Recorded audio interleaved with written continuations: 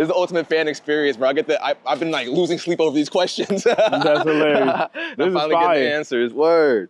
Oh, this you crazy mother.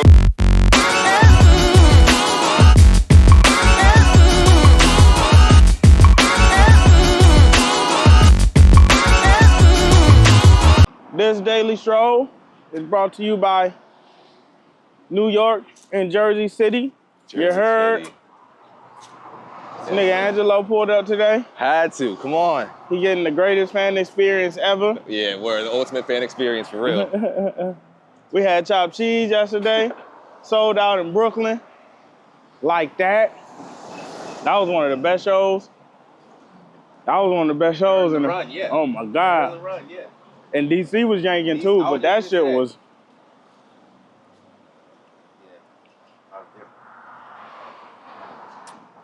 When you come out to the East Coast, you only do like shows, or do you do a whole bunch of stuff while you're out here, like make your time worth it?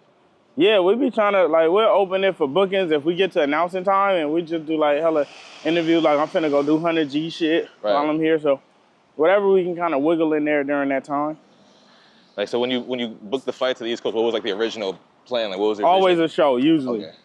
Unless we come here specifically for like PR, like Sway and shit, usually it's based around the show. If I don't have a show booked, then I won't come.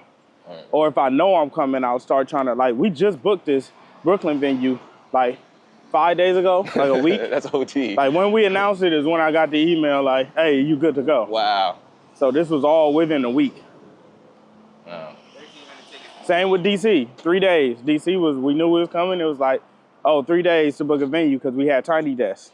So that's why you came to the exactly. The so while we there, it's like, let's try to do a show, make some extra paper. I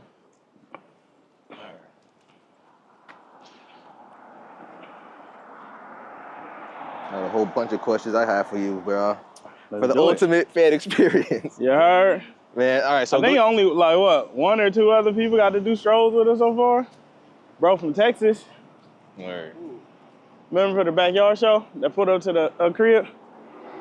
Oh, but also too, John Wayne. Oh, yeah. What you got? I want to know how important is style to, like, for like your brand, because I know like you wear sweats a lot, Crocs. Sometimes you wear something flashy. Yeah. How do you balance what to wear, and how do you really feel about monitoring your fashion or style?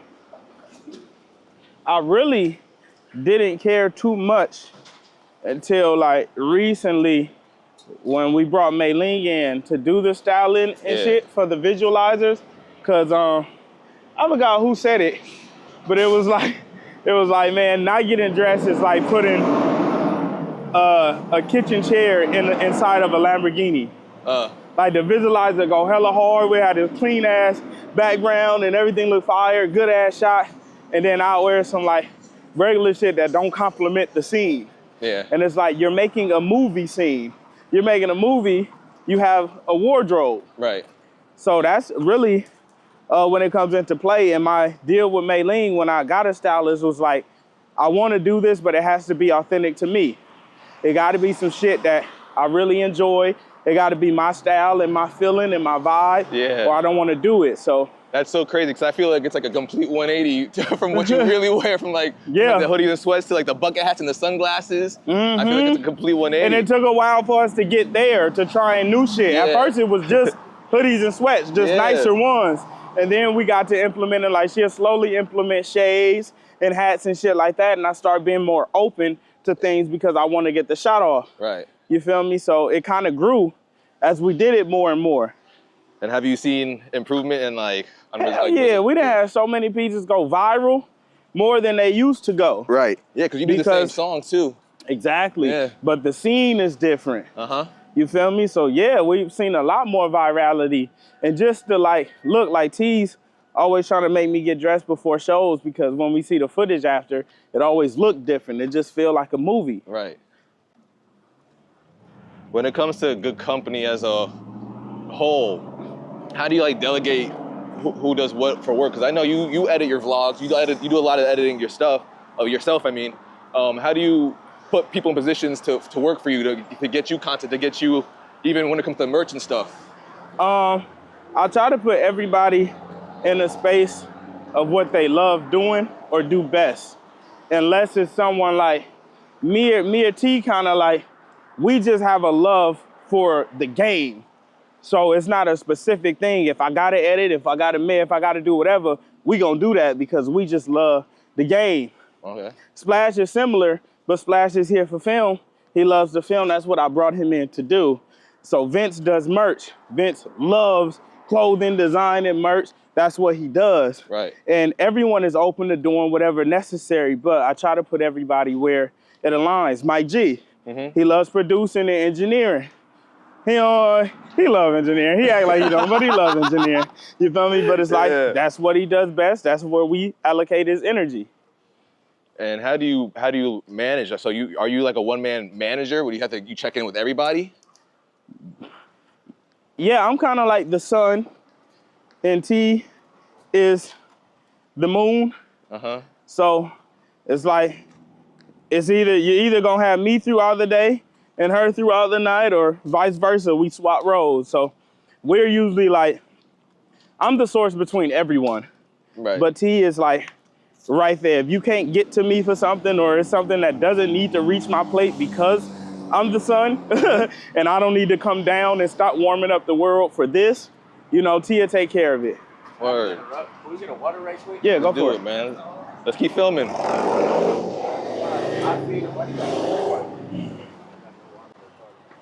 Keep it rolling though. Keep it rolling. Real life. In the New Jersey corner store. It's not the same. The Jersey City Deli.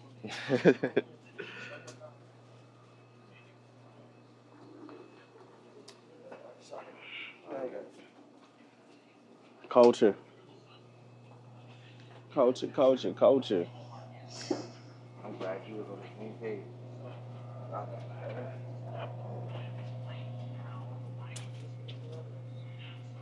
But yeah, I don't really have to like micromanage or over delegate. Like they want to work for everyone you. knows exactly. The results everyone knows there, what they're supposed to do. And I'll take one. Yeah, please. I'm good. Yeah. We. All right, I mentioned that because. Excuse me.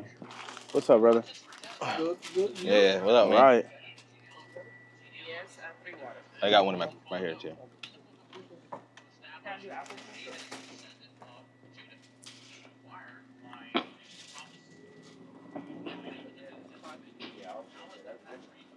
What's up, brother?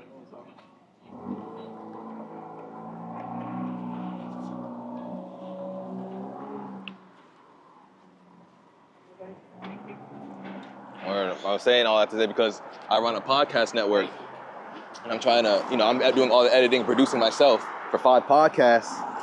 For 5? 5 podcasts. I got like the local heads that, I work with Charlemagne and iHeartRadio, so I've been doing podcasts at the highest level. So I'm bringing down that knowledge and that experience to the people from my county that want to start a podcast, and I'm producing them, getting them right, cutting clips for social media, getting their audio and video up on YouTube and also on all streaming platforms. And and I'm trying to delegate that so I could just focus on like the business part. Tasks like that, there's no one who loves it. You have to find people who love the game and are willing to do whatever it takes to win, because there's no one who loves that. It's such a tedious task. Like, we've been there. Like, we have to switch off because ain't nobody want to do that shit day in, day out, every single day. Right. You're just not, it's not real. You feel me? It's hard to find someone who's passionate about that. Okay. So you really have to find players who just understand the game and use your whole starting 5. One day you doing this part, I'm gonna do this part. Next day I do this part, you do this, and you could be able to rotate, but you're not gonna find a passion player in that. Yeah, just straight uploading audio. We've tried. Okay. We put so many niggas in that position and no one lasts. Okay. You feel me? Yeah, I never thought of that though, rotating roles almost. Yes. Yeah, I like that. The tedious stuff is so boring. Oh, that's me. Like I run a podcast network and I hate It'll make you hate it. It'll make you hate it, and then nothing gets done because you're so just tired of it. What role has your parents played in your early success? I know that your pops invested in you to a certain extent, Maybe more my question should be, how are they supporting you now that you're more successful? Now they really get to relax, but they show up where needed. You know, Okay. whatever I need, they just show up where necessary and apply what's needed. But it's kind of like now they get to really chill and relax. You know, I don't require much of them anymore. You know, they get to see the fruits of their labors. How long has it been like that? Since you... Shit, damn near since T came. Okay. You know, my mom still helped drop off packages and shit when needed, wherever they need it, you know. Right. My dad will come print up CDs and sell CDs, and they're both there for when I need consultation on anything. But yeah, they kind of, they just get to kind of chill and witness and watch and experience the journey now. Yeah, that's dope. I think your mom's so cool too, bro. Though, I mean, Yeah, the way, I mean, the way she is now, I mean, it would have seemed like your childhood must have been a blast with her, you know. I mean, the way she seems now, mad cool. Like my mom smoked, but she wouldn't do it in front of us, and she'd kill me if she see me smoking. So my mom was always the same nigga, but a different nigga when I was younger. We laugh about that because I'm like, nigga, you was this nigga the whole time, and we didn't know. You know, it's like yeah. she wasn't as cool as she is now. She was always chill and cool, but a different nigga. She had to be a mom, right? Even. What role do you play in Even? I mean, me and T helped Even to its existence today.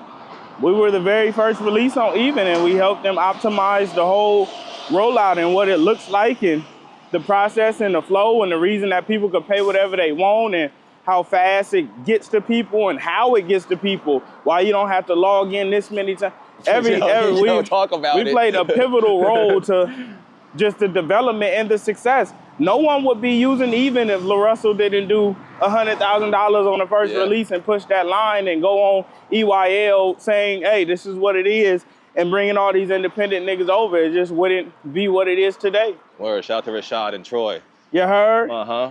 Shout out Mag. Word, shout out Mag. Is Even only available for artists and musicians, or can it be? Hell nah, all creators. All create. That's what's special about what's built. You can sell any. If you're an author, if you any type of creative, if you have something to offer. Even producer, put some podcasts up there. There's some people bringing some special podcasts to Even exclusively. Wow. If you have anything to offer, Even is the place for you. That's awesome. Who do you look towards as a blueprint? Like I do a walk and talk just like this. I do daily vlogs. I even sell merch, make an offer base. Yeah. And my blueprint is LaRussell. Yeah. Who do you get bits and pieces from to formate your? Nipsey, Hove, Ye, Sad Guru, Steve Jobs. In which ways though? I use their blueprints in different formulas. Like Sad Guru, I went to his retreat place, and it just inspired me on what I was building and what's been cultivated there in the community he built and how he built it and how he speaks. I learned how to speak in interviews through watching Sad Guru and witnessing him be. Steve Jobs, I used to, every morning when I would drive to my little walk spot, I listen to Steve Jobs interviews on how he built Apple and what he went through and his ideas, his ideology behind why things are the way they are. Like Apple was a human company. Like they tried to make a phone as easy to use while still being technology, advanced. Yeah. Right? Hove is Hove. Businessman. Same with Ye. It's like there's so much to learn from them. And yeah, just reading. I pick up game from everywhere game is sold. Word. That's dope. When how do you keep coming up with different ideas? Like you do shows, you do interviews. Like is it almost like a repeating process? How do you keep things fresh and keep wanting to do it without seeming repetitive? It's the whole theory. Like once you start digging a hole, different ideas start coming. But if you never stop digging, no idea comes. Like first you just start digging a hole, and when it gets to a certain point, you're like, oh, I could plant a tree in here. You're like, oh, I could put a swimming pool here. Okay. Once you get a swimming pool there, you realize it get dark and you can't see. So you're like, oh, let me put lights around the pool. Once you do that, you realize, oh, the pool kind of cold. Maybe I should add a jacuzzi so it'll be warm on this side. You feel me? Yeah. If you never execute one idea, you don't get other ideas. My pergola is on version 3 or 4 of its revamp. Right. Because we built it and we realized what worked and what didn't work, and we added to it. So the only way, it's hard for ideas to stop coming if you keep working. Yeah, I like that. Wow. And that's how I feel too when I go to your shows, bro. I feel like when I hit like a mental block, I go to a LaRussell show and it's like, wow, I'm re-inspired. Exactly, bro. It's like a car. A nigga made a pickup truck because they had a car one day and he couldn't fit everything he needed in it. And he was like, no, this the kind of car I need. I'm gonna make this one now. You feel me? But that only come through execution. If you're not getting nothing done, you never gonna get fresh ideas. Yeah, that's keep You have busy, no need.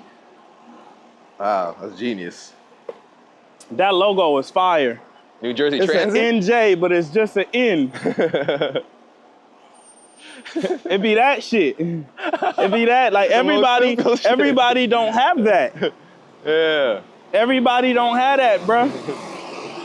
The logo make it different. It's like me, like one of the things I feel like I'm hyper proficient in that people solicit me for is like, I know culture and I know branding and I know aesthetic. Thank you. I know what looks good and feels good to the eye and to the heart. Yeah, I feel like I have that too. And that's a skill that everybody don't possess. You're right. You gotta have the eye. Can you explain what it means? Because I'm not an artist in any way, shape, or form. Can you explain what it means to like invest in one of your songs or invest into your music? Didn't you create a podcast? Yeah. You're an artist. Okay. I mean, not a music artist, not a recording artist at least. I see what you're saying though. Right. Record this voice every day and put it up online. I'm an artist and I record, but I'm not a recording artist. That's hilarious. That's funny though. Technically speaking. I'm a man and I'm black, but I'm not a black man. All right, OJ. Right. Okay. Well, what does it mean to invest in your songs? Like getting royalties? Yeah, like when you talk, I think that's what you mean. You talk about splits and stuff. Man, we allow people to purchase a percentage of revenue generated from the songs. And now I'm expanding that door even more. I'm allowing investors to get percentages of show revenue, percentages of monthly subscription revenue, percentages of a bunch of different assets, but it started off with songs. Like, I don't know, we just had a thought one day, like, bro, it would be dope as fuck for people to be able to invest in the artistic journey. I found so many artists early, and I wish I was able to, like, have a piece or something to be like, man, I fuck with them and I support it. Right. And here, this would be helpful. Like Tim's, when I first found Tim's shit, I thought it was the greatest shit ever. I was like, nigga, this is it. I wish I could have invested in her journey and had a stake in one of those songs. And when they blow up, now I own revenue of it perpetually. Like, Baggage Claim came out in 2021. And people are collecting monthly revenue off that still. Some people who got it back then before it went viral. Now, when people are collecting revenue off this, are they giving you thousands of dollars? Is it hundreds? It depends on the song. If you get in early enough, it's even cheaper. If you come now and the song is already viral and moving, of course it's gonna be a bit more because it's generating more. Okay. But if you come early enough, some people get anywhere between 50, 100, 200, 500, 1,000. It just depends on the track. Like if you get like a slower album cut that like, this is just my favorite song and I love it, it could be a lot cheaper, but you still gonna make money for the rest of your life off of it. So just to be clear, $50 is enough to invest in one of your songs? Depending on the song, yeah. Right. Yeah. If you get it early enough. Yep. Okay. Nah, some of them not even about early. If it's just like a song that's just your favorite track, it's not really like streaming hella, but you just want to stake in it for the rest of your life and it'll just give you some dividends. Yeah, that part too. You feel me? But I mean, as I'm getting bigger, of course, the cost raises because they're generating more money. Yeah. I mean, it makes perfect sense. But because I've always wanted to look into, but I was like, I'll be on Reddit trying to figure out what people are doing and stuff. Hilarious. And I never get a number. Hilarious.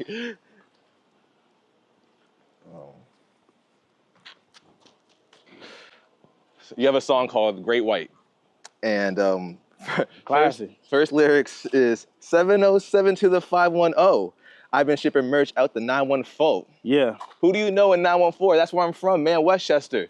That's just how I go with merch. I used to like be on the computer, printing out the merch slips. And I see all these different area codes and different people, and people was buying merch from all over the world. Yeah, when I heard that, I said, oh shit, 914's on the map. Oh. That's hard as fuck. Yeah, literally, it's not that big of a county. Right? And yeah. But somebody out there was fucking with me. It might have been you. Well, might have been. Shit, that's fire. This is the ultimate fan experience, bro. I've been like losing sleep over these questions. That's hilarious. This is finally fire. getting the answers. Word. This is dope too because a lot of other fans have these same questions, but they never get to really ask them because we don't really do free game no more either. So, right. And that's all because of Tietta's fault. Yeah, T. Crazy how I go deaf on bullshit. Crocs. Wearing Crocs. I'm sure something has come up by now, you know. Yeah. Yeah. We in there. Yeah, good. Congratulations We in on there, that, bro. We got Word. something coming. Dope. Are there any and that you got this Crocs deal mainly by just rocking Crocs and rapping about it. That's it. I got this Crocs deal solely for being myself. Already rocking the brand and representing. And that's the thing, a lot of the other deals they do is people who don't even like really rock Crocs and promote the way that we do. So we were the perfect fit because it's real and genuine and authentic. Yep.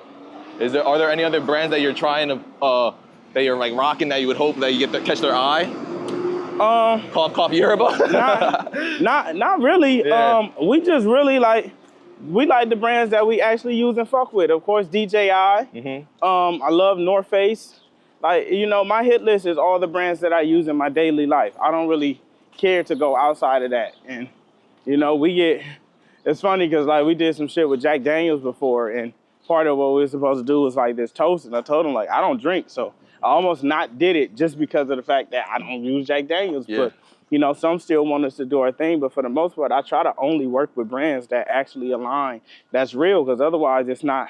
I can't even be fruitful in that. Like the Crocs shit is so crazy. I wear Crocs so much they had sent us a pair that was a prototype, and it was uncomfortable. And I told them on the call like I don't really like how these feel. I'm used to this, that, and she was like, oh. It's crazy because those prototypes aren't the official ones. They actually are uncomfortable, but you would only know that if you actually fuck with the brand, you know? Yeah, that's fire.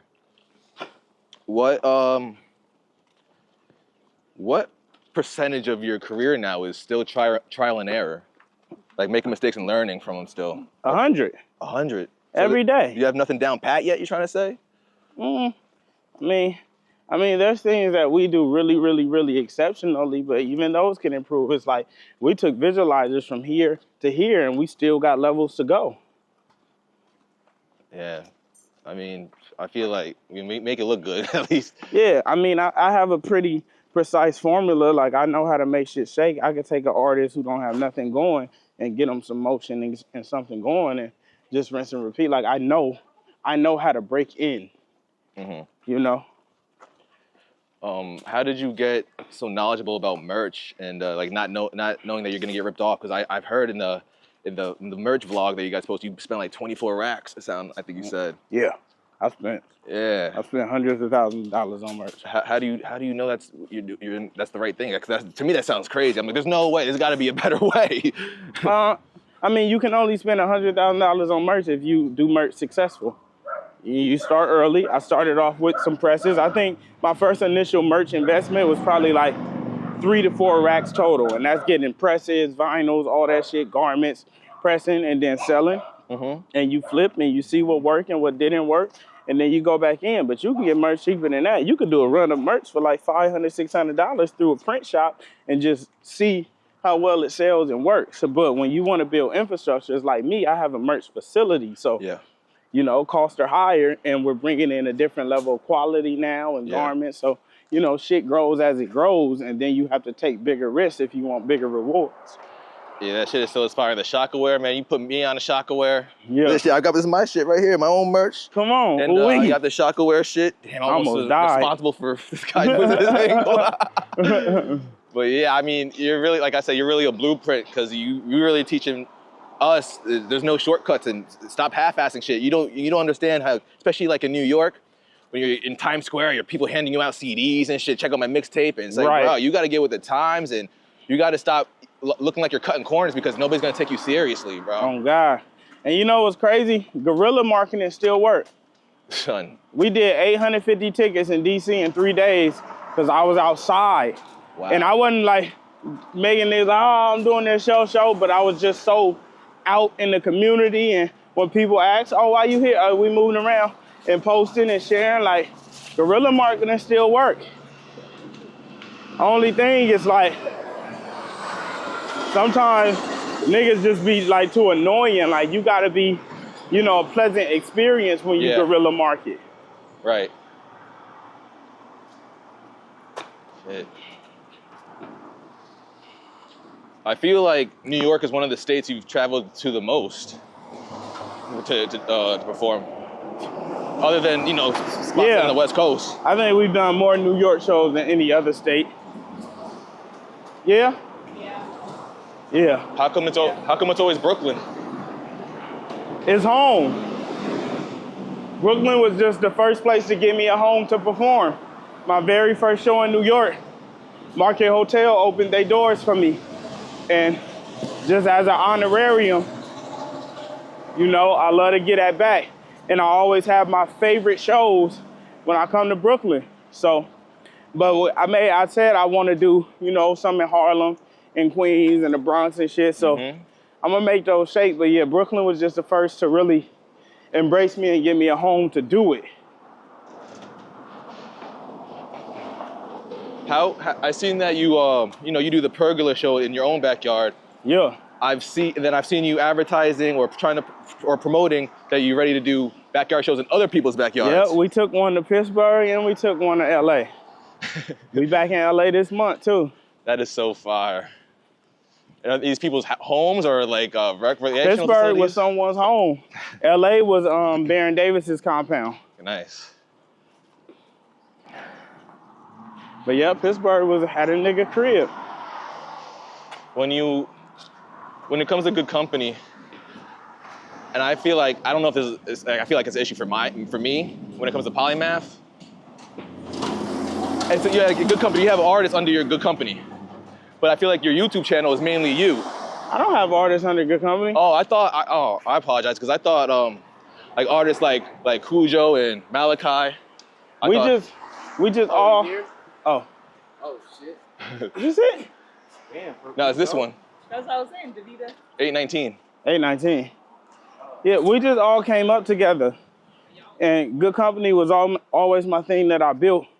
I've been building good company since 2016 before anyone helped me. And every time I met people, I'd allow them in my union and in my home, and they would build with me, and I share my platform. Okay. So everyone who built with us early put on the good company faces. I was responsible for all the content that was moving. I was putting all the paper up to make it shake, and it just gave everybody a broad platform to get exposed. You feel me? Okay.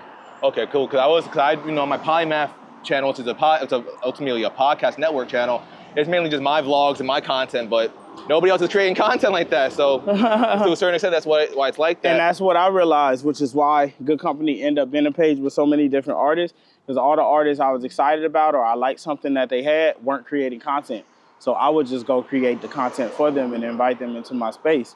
And that's how it ended up being such a hub for so many artists. That makes sense, because yeah, that's why I thought it was your artist, because it had the GC behind them and stuff. Yeah, okay. That makes sense. Yeah, I mean, you answered all my questions, bro. Booming. Yeah, that was a great walk and talk.